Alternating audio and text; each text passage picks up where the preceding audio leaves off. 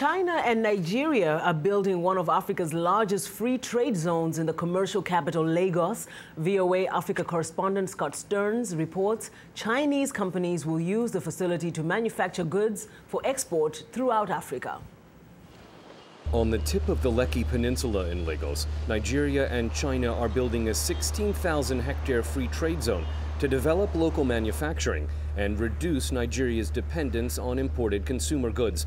It's one of the fastest-growing areas in Lagos State and will soon have a new deepwater port, an international airport, and new hotels as part of a 60-40 partnership between the Chinese government and Lagos State. Adeyemo Thompson is Deputy Managing Director of the Lekki Free Zone Development Company.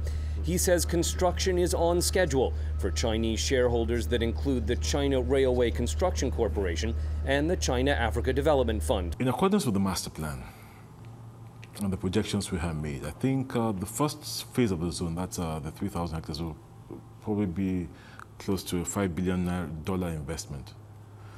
That's inclusive of the infrastructure you're going to put on ground, like the roads, the power plants, water plants. The global financial crisis has reduced demand for Chinese goods in the United States and Europe. Thompson says the Nigerian Free Trade Zone gives Chinese companies greater access to growing African markets for consumer goods, electrical equipment, and industrial products. Part of the drive, maybe why the Lekki Free Zone is so attractive to the Chinese, is that the Chinese government is encouraging those companies which are shutting down China to move out.